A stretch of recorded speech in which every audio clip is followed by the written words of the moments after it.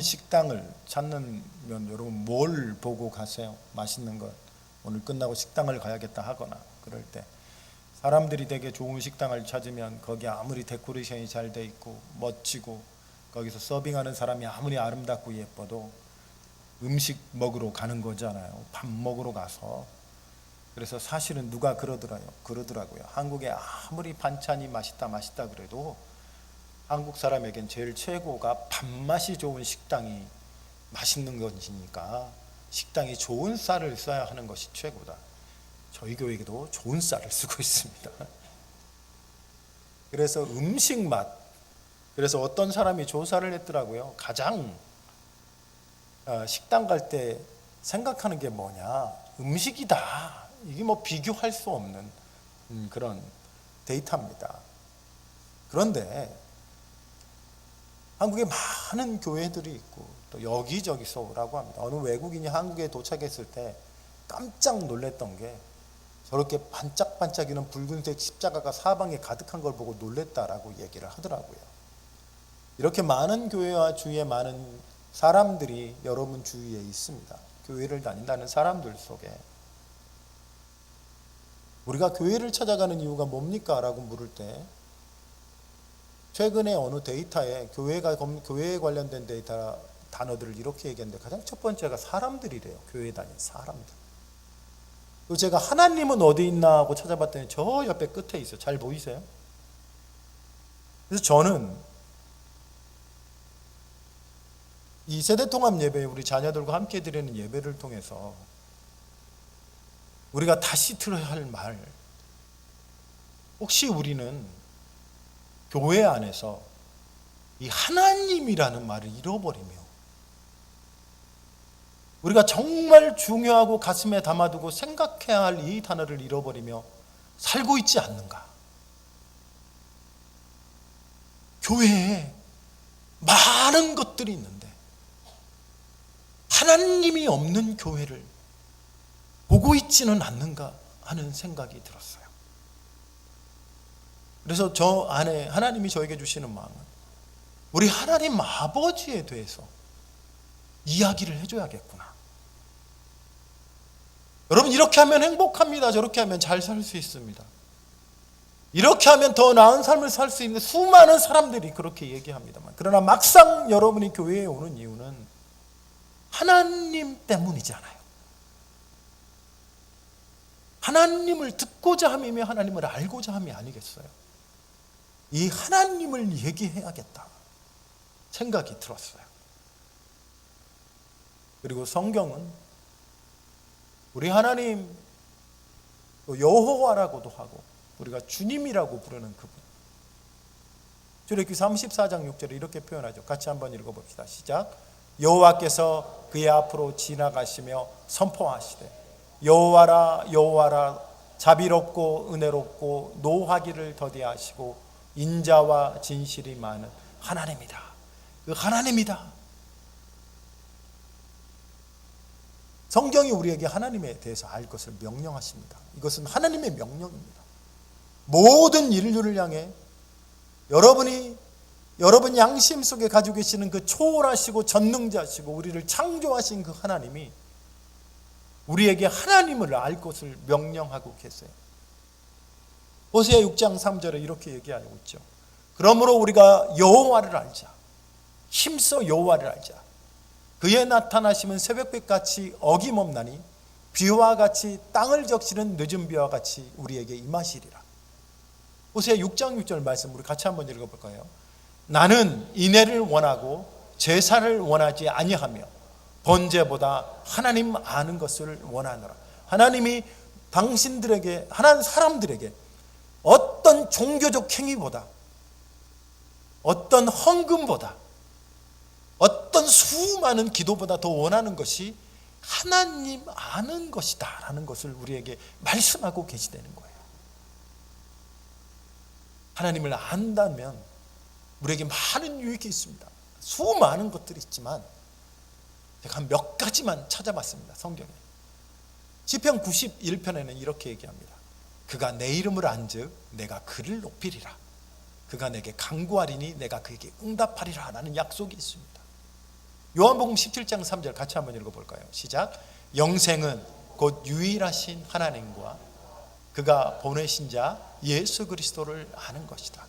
하나님을 아는 것, 예수를 아는 것, 이것이 곧 영원한 생명을 얻는 길이다라고 얘기를 하고 있어요. 베드로전서 1장 2절은 이렇게 얘기합니다. 같이 한번 읽어봅시다. 하나님과 우리 주 예수를 알므로 은혜와 평강이 너희에게 더욱 많을지어다. 하나님을 아는 자에게 은혜와 평강이 있대요. 자, 여기에서 제가 최근에 이제 읽었던 책 중에 하나입니다. 재즈처럼 하나님은. 제목이 너무 멋있잖아요. 재즈처럼 하나님. 나는 재즈 음악을 잘 모릅니다. 여러분 그 트로트 이런 건 알아도 재즈 이런 건 잘 모르잖아요. 그냥 우리나라 같으면 트로트처럼 하나님은 이렇게 하면 좀 우리가 이해가 될 것 같아요. 근데 이 책에서 저는 이제 하나님에 관한 설교를 하기 위해서 몇 권의 책을 읽다가 많은 도움을 여기서 아이디어를 얻었습니다만, 이 저자가 미국의 리즈 대학이라는 대학에서 사람들을 만나며 복음을 전했던 일을 하는데, 미국의 리즈 대학은 굉장히 자유스러운 대학입니다. 거기는 뭐든지 해도 된대요. 나는 무슨 대학이, 사람들이 어떤 특정한 날에는 다 발가벗고 다니고 막 그런데, 어떤 사상이든지 어떤 생각이든 자유롭대요. 그래서 사람들이 마약도 하고 술도 먹고 대학생들이 그걸 많이 합니다. 어떻게 보면 굉장히 위험한 대학이라 기독교인들이 기피하는 대학이에요. 거기서 한 학생과 만나서 얘기를 했습니다. 이 학생은 부모님이 히피족이에요. 히피족이란 말이 뭐냐면 미국에서 아주 그냥 그 우리나라 말로 하면 홈리스 뭡니까? 거렁뱅이처럼 아무 일도 하지 않고 무전취식하는 그런 사람들이에요. 집도 없이 법도 없어요. 법칙도 규칙도 없고. 근데 이제 이 여자의 이름이 펜이라는 여자인데, 결손 가정에서 태어나서 어머니는 결국 그렇게 살다가 알코올 중독과 마약에 찌들어서 불황자가 돼서 뉴욕 한복판에서 돌아다니는데 어디서 지낸지를 몰라요. 아무도 만나고 싶어 하지 않아요. 그런 가정에서 자라서 이 대학에 왔는데, 그래서 자기는 하나님을 만날 수가 없는 그런 사람이라고 생각했어요. 근데 어느 날 성경을 읽었어요. 읽다가 우리가 지난번에 들었던 좋은 밭에 관한 이야기가 나온 거예요. 이 여학생이 하나님께 기도를 했더랍니다. 하나님, 나도 좋은 밭이고 싶습니다. 그리고 한 날 친구들과 함께 술과 마약이 있는 파티에 가서 한참을 정신 차리고 보니 저쪽에서 다 쓰러져 있는 거예요. 술에 취해 쓰러져 있고 마약에 취해 쓰러져 있고. 그때 후회가 되는 거예요. 이렇게 살면 안 되겠구나. 나는 이렇게 사는 사람이 아니구나. 그때 그 마음속에 이 음성이 들렸답니다.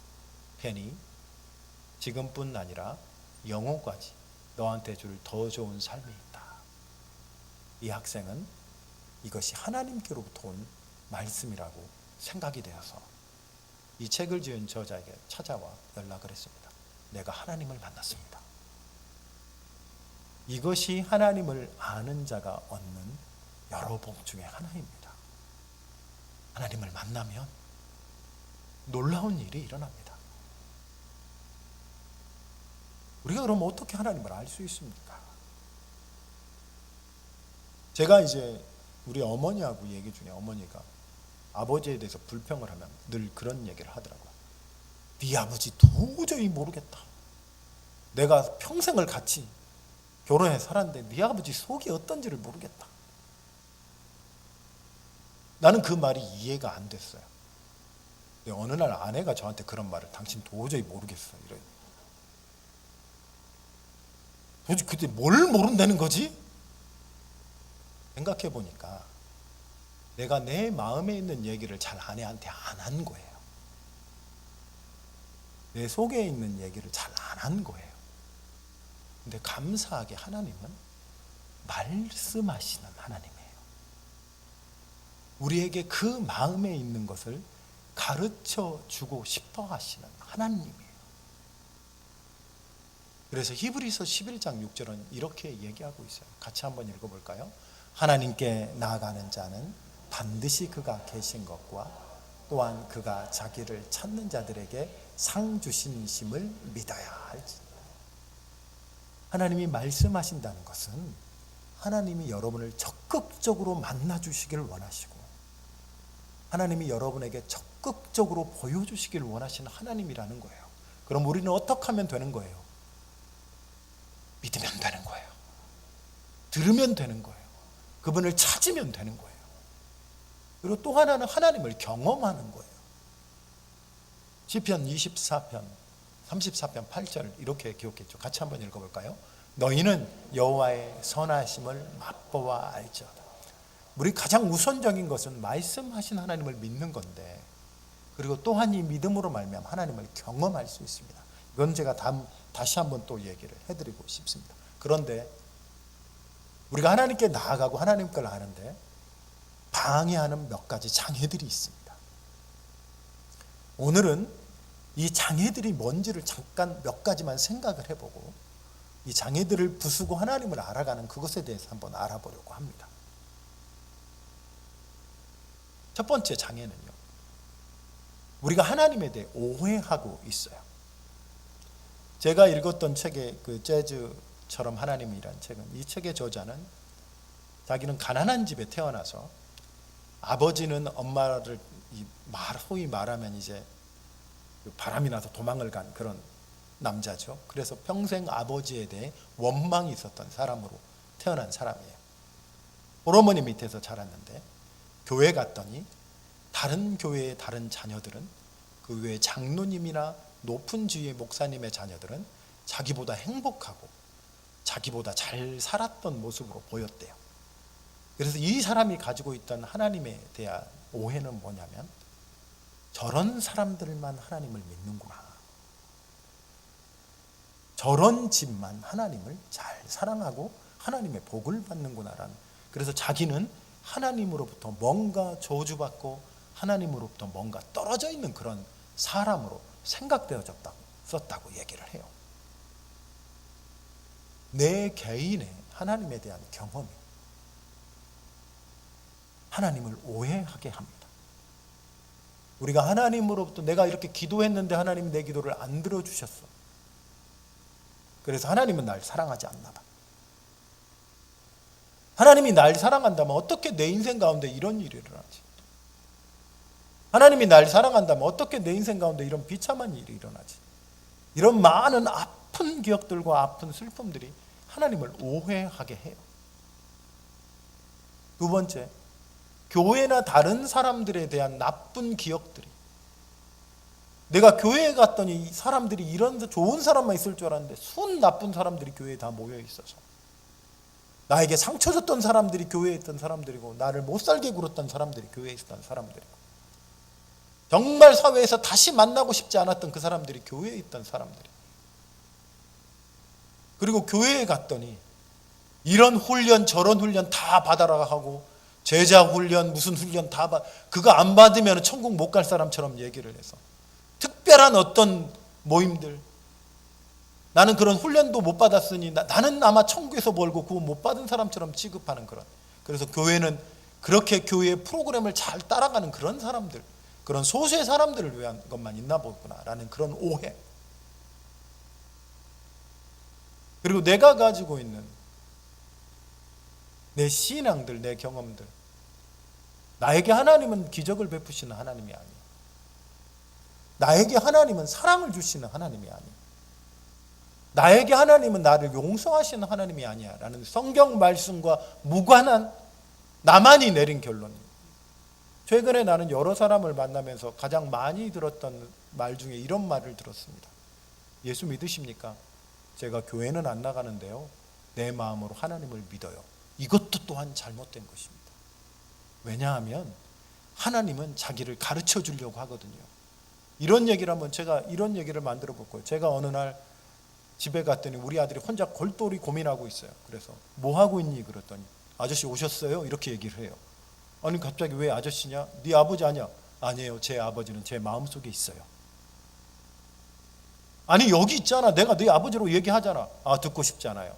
내 마음속에 아버지가 있어요. 왜 아버지는 저번에 나한테 용돈 달라고 그랬는데 거절했어요? 아버지는 제 아버지가 아니에요. 내 아버지는 내 마음속에 있어요. 이렇게 했다고 생각해 보세요.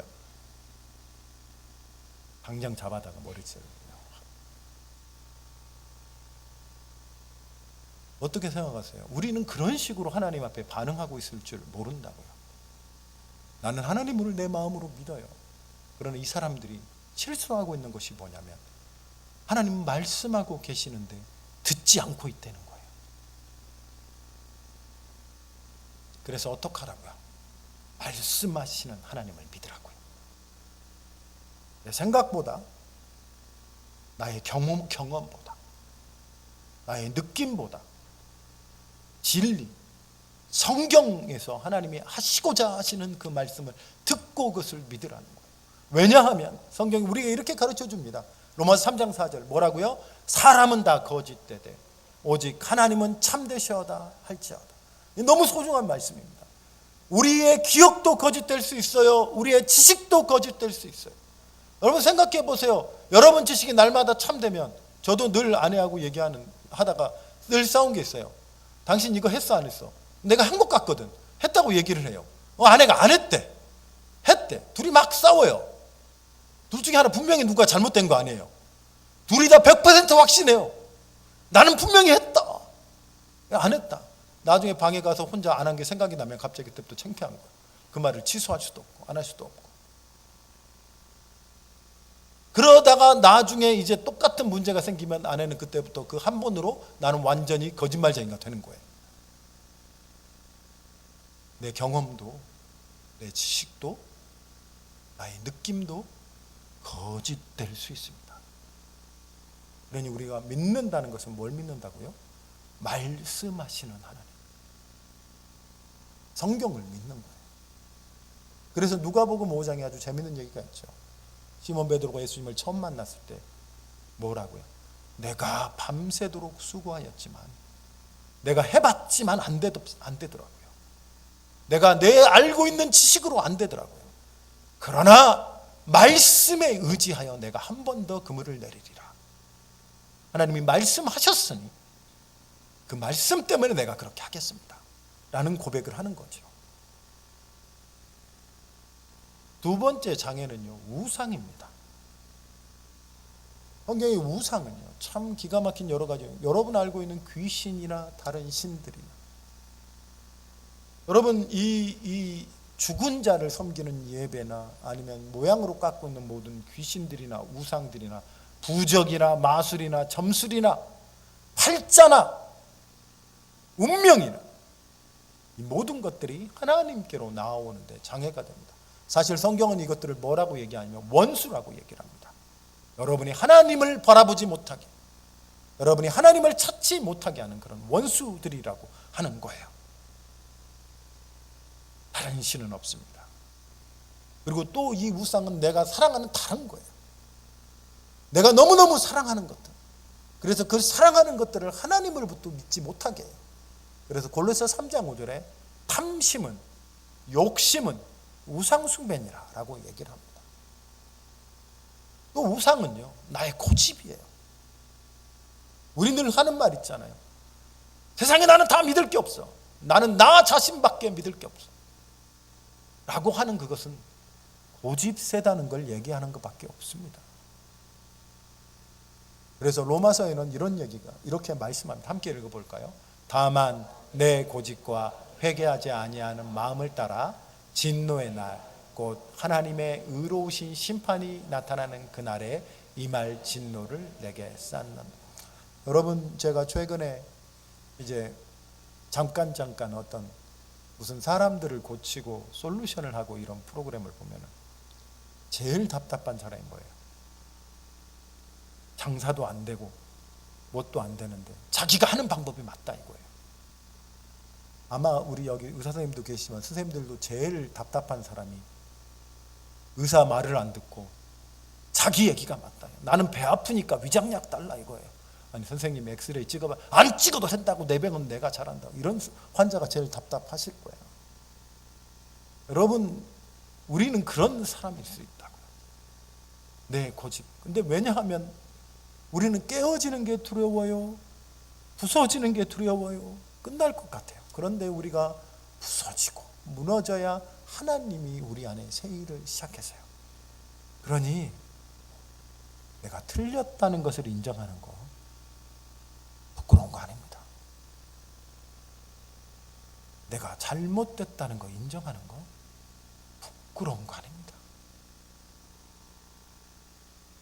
그래서 어떡하라고요? 우상을 멀리하라. 심지어 우상을 깨트리라라고도 얘기를 하죠. 출애굽기 20장 3절에 아주 기막힌 명령을 하십니다. 같이 한번 읽어봅시다. 너는 나 외에 다른 신들을 내게 두지 마라. 하나님 외에 다른 신은 없나니 그는 보이지 아니하신 하나님이시니 어떤 형상과도 비교할 수 없고 그의 능력은 무한하고 그의 존재는 영원하신 하나님, 그의 영광을 다른 어떤 우상과 비교할 수 없는 그분이 명령하시기를 다른 신들을 내게 두지 말라라고 말씀하셨다는 것입니다. 그리고 우리에게 말씀하시는 것이 요한일서 5장 21절 같이 한번 읽어봅시다. 자녀들아 너희 자신을 지켜 우상에서 멀리하라. 우상에서 멀리하라. 마술 같은 것에서 멀리해라. 귀신 같은 것에서 멀리해라. 오락실 게임 같은 것에서 좀 멀리해라. 핸드폰 뭐 이런 데서 좀 멀리해라. 조금 찔리죠 우리 자녀들. 나는 하나님보다 사랑하는 게 너무 많거든. 세 번째 장애는요, 죄 또는 죄책감이에요. 이사야서 59장 1절은 이렇게 얘기합니다. 여호와의 손이 짧아 구원하지 못하심도 아니요 귀가 둔하여 듣지 못하심이 아니라. 같이 2절 읽습니다. 오직 너희 죄악이 너희와 너희 하나님 사이를 갈라놓았고 너희 죄가 그 얼굴을 가리워서 너희에게서 듣지 않으시게 함이라. 저는 하나님을 처음 이제 교회에 나온 날, 사실은 우리 모두가 교회에 처음 오는 날 공통적으로 아마 모든 사람이 우리의 양심이 얘기할 거예요. 부족하구나. 내가 하나님을 찬양해도 하나님이 안 들으실 것 같고 기도해도 응답하지 않으실 것 같구나. 내가 수고하고 애써도 대뜸 누군가 너 천국 갈 수 있냐고 물어보면 분명한 건 내가 천국은 못 갈 것 같구나. 왜냐하면 우리 모두가 다 죄와 죄책감을 가지고 있기 때문입니다. 이거는 어떻게 해결해야 할까? 이미 죄가 우리 안에 있고 이미 죄가 우리 속에 내 심장보다 더 가까이 내 영혼에 병든 것처럼 물들어 있는 이것을 어떻게 하면 될까요? 할 때 하나님은 속죄라는 방법을 이미 가르쳐 주셨습니다. 하나님께 나올 때 양이나 소나 이런 짐승을 잡아 그 피를 흘리고 대신 죄값을 지불하는 것입니다. 그러나 이것이 결국은 예수에 의해서 완성이 됐습니다. 히브리서 10장 21절에 이 말씀을 기억하시며 봅시다. 같이 읽어볼까요? 또 하나님이 집 다스리는 큰 제사장이 계시매 우리가 마음의 뿌림을 받아 악한 양식 참 마음과 온전한 믿음으로 하나님께 나아가세요. 이 큰 제사장이란 예수 그리스도를 얘기합니다. 예수가 십자가에 죽으심은 우리를 위해 대신 죽으심입니다. 제가 고등학교 때 선생님이 엄청 화난 일이 있었습니다. 제가 뭔 일이 있었는지를 모르겠어요. 기억이 잘 안 나요.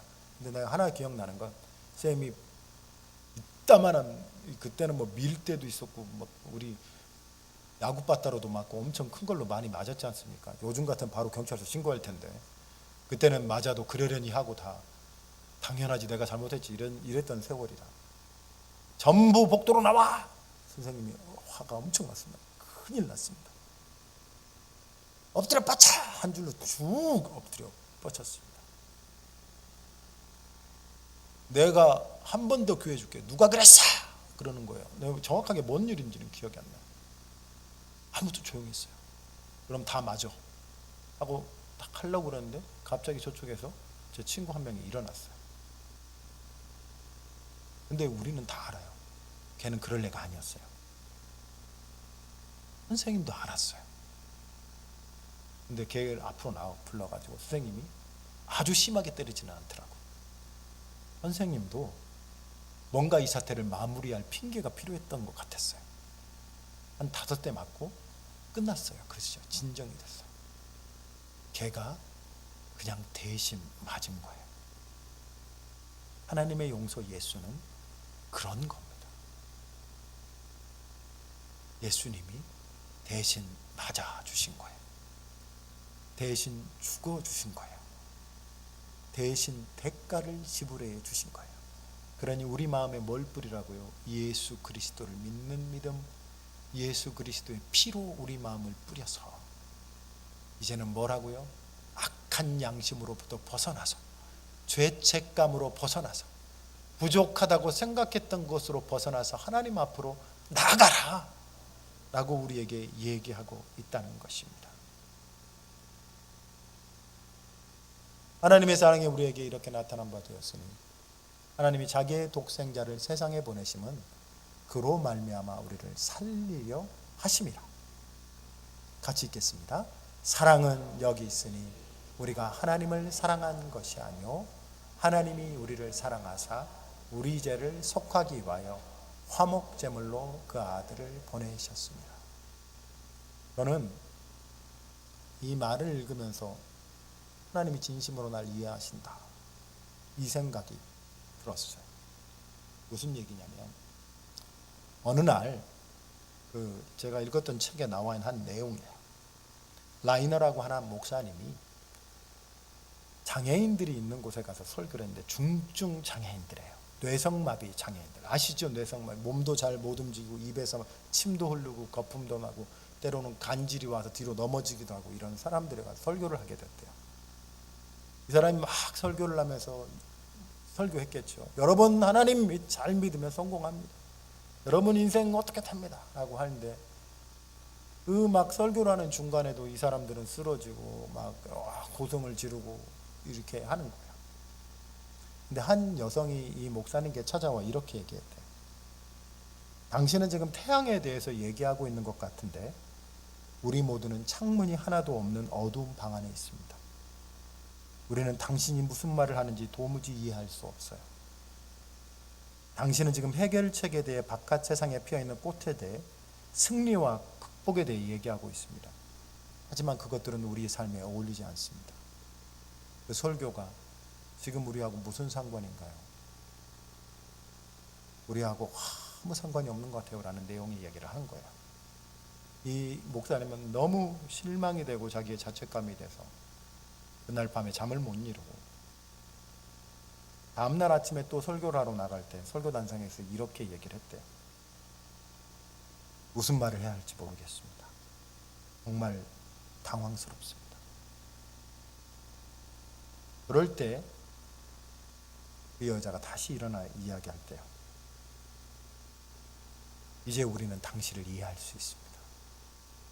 이제 우리는 말씀을 들을 준비가 됐습니다. 하나님이 저 멀리 계셔서 우리의 죄, 우리가 겪고 있는 죄와 우리가 겪고 있는 아픔에 대해서 아무 상관없이 여기 영생이 있다, 여기 천국이 있다, 그러니 잘 살면 천국 온다 이렇게 얘기하시는 분이었다면 우리는 아마 멀리 있는 그거, 전설과 같은 그거, 그냥 신화와 같은 그것들로 생각하겠지만 하나님이 우리 옆에 오셔서 우리처럼 되셔서 우리의 고난을 당하시고 십자가에 죽으신 그 사건은 하나님이 나를 이해하시는구나. 하나님이 나를 이해하시는구나. 나의 약함을 이해하시고 나의 부족함을 이해하시는구나 라는 것을 증명하신 것이라는 겁니다. 하나님을 알고 싶으면 이 말씀하고 계신 하나님을 들으십시오. 그리고 아까 말했던 장애들, 우상과 죄책감으로부터 벗어나고 나의 과거의 어떤 경험들이 여러분을 불확신하게 하는지 모르겠지만 그것들로부터 벗어나서 말씀하시는 하나님께 들으십시오. 최소한 이렇게 기도하시라고. 이제 하나님, 내가 하나님을 듣고 싶습니다. 그리고 하나님을 신뢰하십시오. 그분이 당신의 아버지가 되십니다.